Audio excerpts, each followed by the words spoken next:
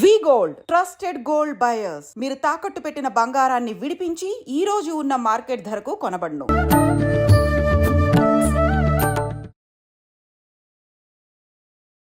నమస్కారం, welcome to I dream. ధర్మ మార్గం విత్ విజిత కార్యక్రమానికి స్వాగతం. ప్రస్తుతం మనతో పాటు ఉన్నారు దివ్య విశ్వశక్తి పరివార ప్రచారకులు స్వామి ఓం స్వరూప్ గారు. ఇప్పుడు వారితో మాట్లాడి మరిన్ని విషయాలు తెలుసుకుందాం. నమస్కారం గురువు గారు. దివ్య స్వరూపులకి విశ్వాత్మలకి దివ్యాశిషులు. గురుగారు, ఎన్నెన్నో తప్పులు చేస్తుంటాము, తెలిసి కొన్ని, తెలియక కొన్ని. మనం చేస్తున్నది ఇది తప్పు అనిపించదు మనకు, కానీ ఎదుటోళ్ళకి తప్పు అనిపిస్తుంది. అనవసరంగా వాళ్ళని ఎదుటివారిని ఇబ్బంది పెడుతుంటాము, తెలుసో తెలియకో. అంటే మనం ఒక పాపం మూట కట్టుకుంటున్నట్టే అని అంటుంటారు పెద్దవాళ్ళు.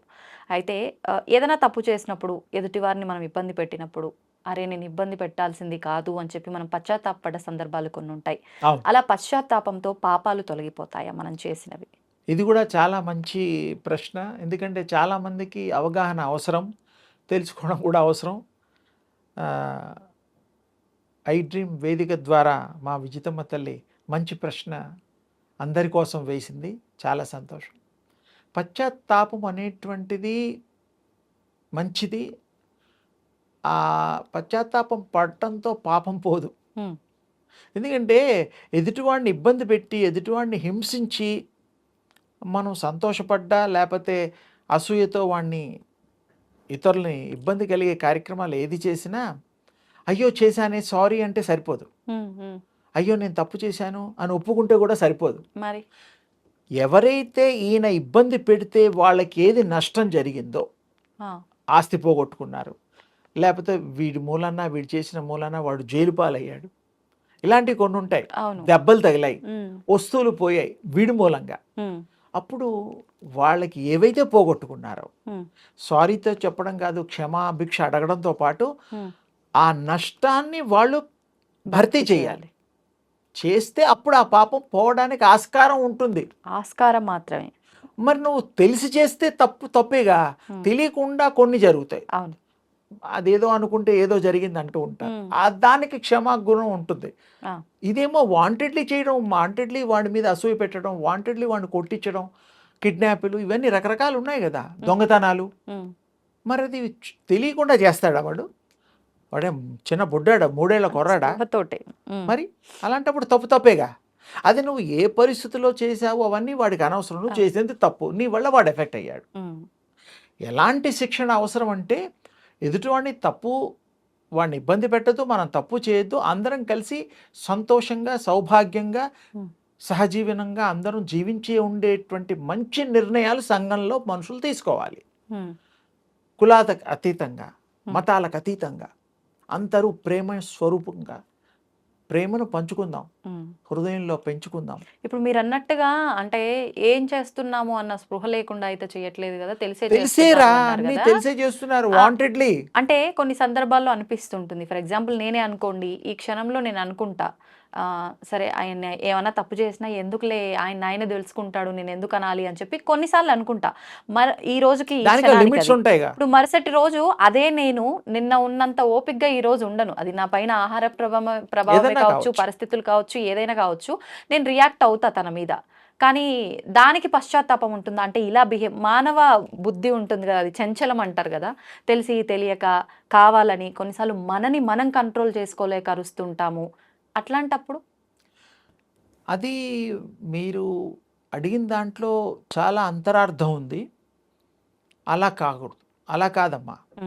దాన్ని కరెక్ట్గా డీల్ చేయాలి, కరెక్ట్గా అర్థం చేసుకోవాలి పరిస్థితిని.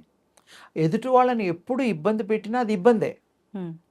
అది ఇంకోటి తెలిసి చేస్తున్నాం కదా, తెలిసి చేసుకుంది ఇంకా చేయడం కంటే చేసేవాడికి మహాపాపి. నీకు ఒక దెబ్బతో ఆ నొప్పి కాసేపు ఉంటుంది, కానీ పాపం ఇంకొక మనిషిని అలా ఒక దెబ్బేసామే, అది నువ్వు వాడిని శిక్ష ఒక మంచి మార్గంలో పెట్టడం కోసం అని అనుకోవచ్చు. ఆ చిన్నపిల్లలు చదువుకునేటప్పుడు మాస్టర్ గారు దెబ్బేస్తారు, అది వేరు. ఇది ఇంత పెద్దవాళ్ళని దెబ్బేయడానికి ఆ పిల్లలకి పోల్చడానికి వీల్లేదు. వీళ్ళకి వాంటెడ్లీ చేయడం, వాడి మీద కక్ష సాధింపు చర్య కానీ ఇలాంటివి కానీ, కొంతమంది మూర్ఖంగా అలా చేస్తే కూడా దానికి అప్పుడు అది ఈక్వల్ అయిపోతుంది. ఎవరైతే వాంటెడ్లీ తప్పు చేసి చేస్తే మనం శిక్షేస్తే ఆ దానికి మనకి పశ్చాత్తాపడాల్సిన అవసరం లేదు. ఎందుకంటే వాడు తప్పు చేశాడుగా. అవును. అందుకని అది ఆ పద్ధతి వేరు. ఉమ్, కానీ నోయింగ్లీ మంచిగా ఉండేవాళ్ళని కూడా కొంతమంది అసూయ, కోపంతో నా ముందర చిన్నప్పుడు పుట్టి నా పక్క వీధిలో ఉండి నేను ఇంత బీదవాడిని అయ్యాను, వాడేమో గొప్పవాడు ధనార్జన చేసి గొప్పవాడయ్యాడు, లక్షల కోట్లు సంపాదిస్తున్నాడు, అసూయ. పక్కవాడిని ఎవరైనా పుట్టచ్చు. ఉమ్, ఒక ఊళ్ళో ఎన్నో కుటుంబాలు ఉంటాయి. అన్ని కుటుంబాల వాళ్ళు ఒకలా ఉండాలని రూల్ ఉందా? లేదు. లేదు. ఎవరి వాళ్ళ పూర్వజన్మ సుకృతాన్ని, విఘ్నతను బట్టి వాళ్ళు గొప్పవాళ్ళు అవుతారు. ఉమ్, సందేహమే లేదు ఇందులో. అందుకని మనం జ్ఞానాన్ని ఆచరణలో పెట్టి ఆలోచించి ఆ పనులు చేస్తే ఇతరులకు ఇబ్బంది లేని పనులు. ఉమ్, అండర్లైన్. ఇబ్బంది పెడితే రేపు పొద్దున మనకి ఇంకొకరు ఇబ్బంది పెట్టచ్చు. అవును. అందుకని ఏది చేస్తే అదే వస్తుంది. ఉమ్, మీరు మంచి చేస్తే మంచే వస్తుంది, చెడు చేస్తే చెడు వస్తుంది. రాకుండా పోవడం అనేది ఏమీ లేదు. ఉజ్జాయింపుని మీరు బాల్ ఉంది, గోడకు కొట్టండి, రబ్బర్ బంతి, అది తిరిగి మళ్ళీ మన దగ్గరికి వస్తుంది. అంటే మీరే విసిరారు, మీరే అనుభవించాలి, తప్పదు. ఓకే. అదనమాట. ఓకే. అందుకని ఇలాంటి పనులు చేయొద్దు. ఉమ్, మంచిని బోధించండి, మంచిని స్వీకరించండి, మంచిని ప్రబోధించండి. ఇతరులు కూడా వారికి ఆరోగ్య ఐశ్వర్యాలు కోరుతూ వాళ్ళు ఉండేటట్టుగా ఉమ్, సమాజంలో అవకాశాన్ని కల్పిద్దాం. అంతే. మనం కూడా ఉంటాం ఆనందంగా. ఉమ్, తేలిగ్గా చెప్పాను. అవును. అవును. కొన్ని పాపాలకి మనం చేసిన దానికి మీరు తెలిసి చేసినా తెలియక చేసినా పశ్చాత్తాపంతో పాపమే. పాపాలు పోవు, పాపం పాపమే. కానీ కొన్నిటికి మాత్రం మనం ఇక్కడే పాప ప్రక్షాళన ఉపశమనం. చేసుకోవచ్చు అంటారు కదా, అవి ఎటువంటివి? అంటే ఇప్పుడు ఒకరికి మన వల్ల నష్టం జరిగింది, వాళ్ళు కష్టపడుతున్నారు, ఆ నష్టాన్ని మనం భర్తీ చేయాలి. చేసినప్పుడు వాడు మన్ని క్షమిస్తాడు భగవంతుడు. తర్వాత ఉమ్, ముందు వాడు దెబ్బతిన్నవాడు పోనీలే వాడికి బుద్ధి వచ్చి మళ్ళీ ఇది సరిదిద్దాడు కాబట్టి ఉమ్, పోనీలే వాడికి బుద్ధి వచ్చింది కదా అని ఒక లెవెల్లో సంతృప్తిగా ఉంటాడు. వీడు కూడా మనస్ఫూర్తిగా మారి చేయాలి ఆ పని. ఉమ్, ఏదో అందరి కోసం, గొప్ప కోసం నేను మారిన మనిషిని రుజువు చేసుకొని మళ్ళీ రాక్షస బుద్ధితో లోపల ఉంటే మాత్రం కుదరదు. అది ఎప్పటికైనా డేంజరే. అవును. తప్పేగా. అంతే. అందుకని ఒకరిని ప్రేమించేటప్పుడు, ఒకరు ప్రేమించబడేటప్పుడు మనం కూడా ఆ స్థాయి, ఆ స్థితిలో గనక మీరు ఉంటే తప్పకుండా గివ్ అండ్ టేక్ లాగా ఇచ్చుకోవచ్చు, పుచ్చుకోవచ్చు, ఉమ్, సమిష్టిగా పంచుకోవచ్చు. అందుకని క్షమాగుణం మంచిది, ఔదార్యం మంచిది, ఉమ్, పాప ప్రక్షాళన కూడా జరుగుతుంది. ఉమ్, ఇవన్నీ కూడా ఆ సమయ సందర్భాల్ని బట్టి ఉంటాయి. ఓకే. అన్నిటికీ ఒకటే రూల్ ఉండదు. ఉమ్, ఉమ్, తప్పు చేసిన వాడికి ఒక్కొక్క తప్పుకు ఒక్కొక్క శిక్ష. అంతే.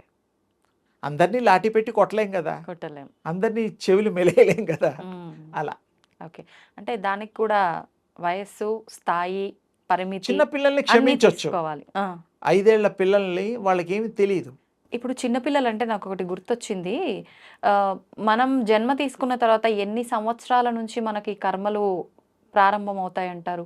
అంటే జన్మతః అనుభవాల కోసమే ఆ జన్మ వస్తుంది, ఉమ్, దాంట్లో సందేహం లేదు.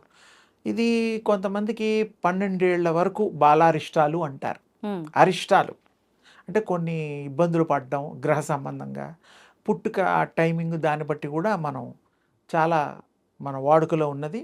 ఉమ్, ఆ టైంలో ఏంటంటే వాళ్ళని జాగ్రత్తగా చూసుకుంటూ ఆ 12 ఏళ్ల దాకా కాపాడుకుంటే ఉమ్, ఆ అబ్బాయి తర్వాత శేష జీవితం విశేషంగా మహా అద్భుతంగా తయారవుతుంది. ఓకే. అది కూడా మనం చాలా ఊళ్ళల్లో కానీ ఇప్పుడు మరి చాలామంది తక్కువ విషయం తెలిసేమో. ఉమ్, బాలారిష్టాలు అనేది కొంతమంది పెద్దవాళ్ళకి తెలుసు. ఉమ్, ఇప్పుడు ఆ తరం పోతోంది, అంతరిస్తున్న తరాలు అయిపోతున్నాయి. అవును. ఎవరు ఇలాంటివి వినడం లేదు, పాటించడం లేదు. ఉమ్, ఇక పాటించినప్పుడు వాడికి ఏం చెప్తాం?